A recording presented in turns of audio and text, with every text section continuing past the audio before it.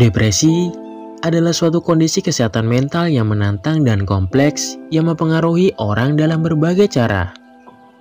Salah satu aspek umum yang dimiliki banyak orang yang mengalami depresi adalah keinginan untuk merahasiakan perjuangan mereka dalam melawannya. Baik kamu sedang mengalami perjalanan depresi yang berat, atau sedang mencari pemahaman yang lebih baik untuk mendukung seseorang yang kamu sayangi, kami akan membantu kamu. Dengan mendiskusikan dan mengatasi aspek-aspek tersembunyi ini secara terbuka, kami berharap dapat memecah keheningan dan mengurangi stigma seputar depresi.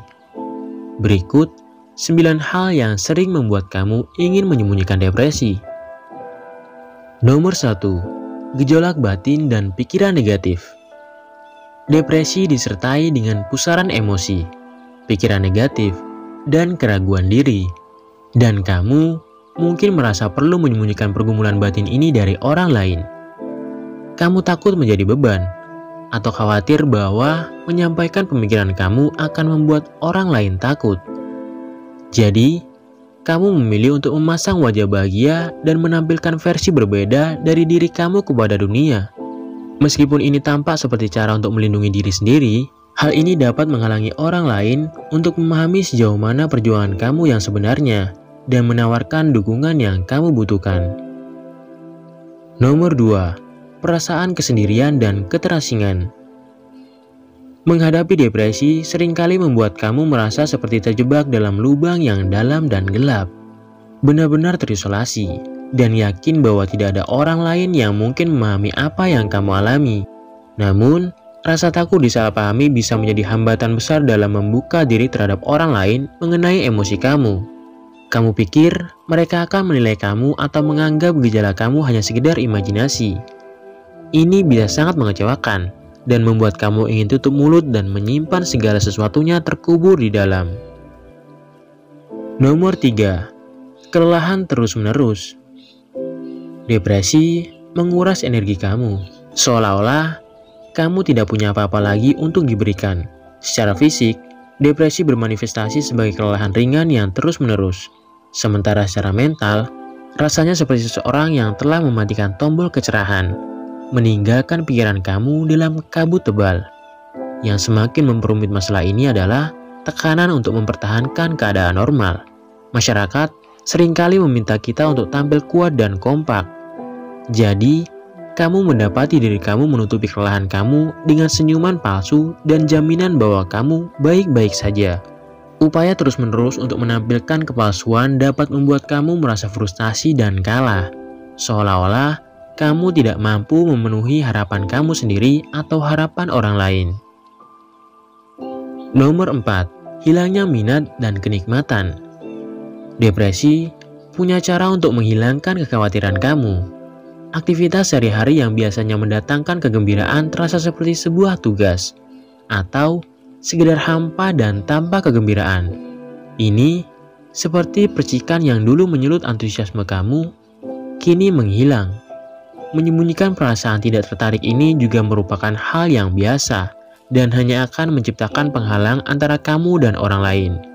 Tiba-tiba, acara sosial yang tadinya menyenangkan dan mengasyikkan menjadi beban, dan kamu malah mencari-cari alasan untuk menghindarinya. Atau mungkin kamu tidak ingin mengecewakan orang-orang terkasih dengan tidak terlihat tertarik pada hal-hal yang dulu memberi kamu kebahagiaan. Jadi, kamu berpura-pura. Namun, apapun yang terjadi, hasil akhir seringkali berupa perasaan terisolasi dan terpisah. Nomor 5. Perjuangan merawat diri. Hidup dengan depresi terkadang membuat tugas merawat diri yang paling dasar pun terasa sangat menantang.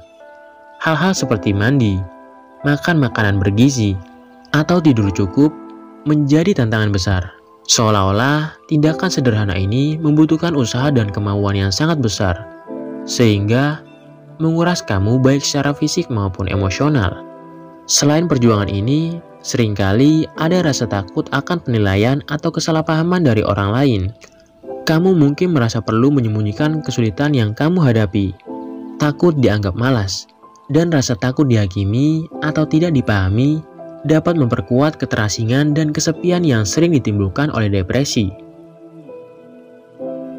Nomor 6. Perjuangan finansial. Saat kamu berjuang melawan depresi, tetap menyelesaikan tugas pekerjaan dan melakukan yang terbaik bisa jadi sulit. Dan ini dapat menyebabkan ketidakstabilan pekerjaan. Demikian pula, depresi membuat kita sulit fokus, tetap termotivasi, dan membuat keputusan keuangan yang baik.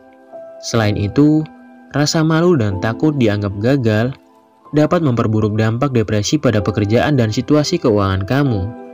Kekhawatiran muncul tentang apa yang dipikirkan orang lain, atau keyakinan bahwa meminta bantuan adalah tanda kelemahan, sehingga menyebabkan kamu menyembunyikan kesulitan keuangan kamu.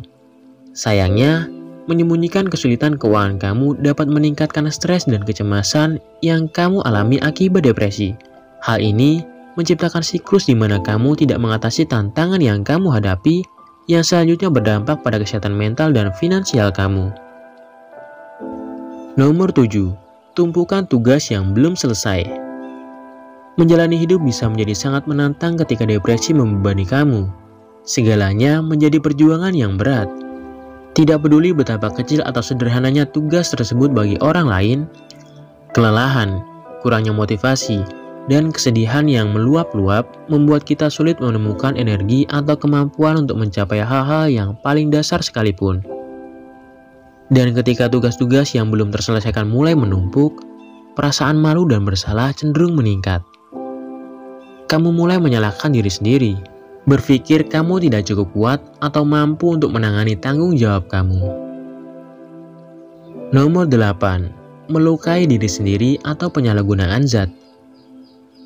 Saat menghadapi depresi dan berusaha mengatasinya, tidak jarang kita melakukan perilaku yang merusak diri sendiri. Perilaku ini bervariasi dan dapat mencakup penyalahgunaan zat, alkoholisme, menyakiti diri sendiri, makan berlebihan, atau bahkan melakukan hubungan intim beresiko. Meskipun mekanisme penanggulangan ini mungkin memberikan rasa lega dari rasa sakit emosional, konsekuensinya seringkali tidak terlalu baik. Selain itu, melakukan perilaku ini biasanya menimbulkan perasaan malu dan bersalah, sehingga menciptakan lingkaran setan, di mana kamu hanya ingin menyembunyikan perilaku kamu agar tidak mengecewakan orang yang kamu cintai. Nomor 9. Pengobatan atau terapi. Pengobatan dan terapi adalah alat yang efektif dalam mengelola depresi. Pilihan pengobatan ini berpotensi meningkatkan kesejahteraan kamu secara keseluruhan secara signifikan. Namun, mendiskusikannya terkadang terasa tidak nyaman. Sulit membicarakan pengobatan dan terapi karena takut merasa dihakimi. Kamu khawatir perjuangan kamu akan diabaikan atau dicap lemah. Kekhawatiran ini dapat menjadi penghalang untuk membuka dialog dan bahkan menghalangi kamu untuk mencari bantuan yang kamu perlukan.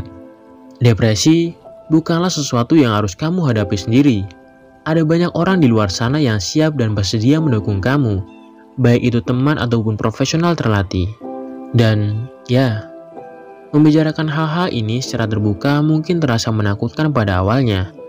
Namun, ini bisa menjadi langkah yang kuat dan berani menuju penyembuhan dan pemulihan.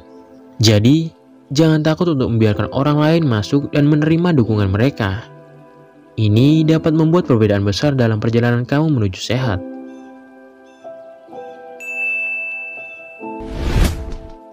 Sekian video kali ini, bagi untuk kalian semua terima kasih.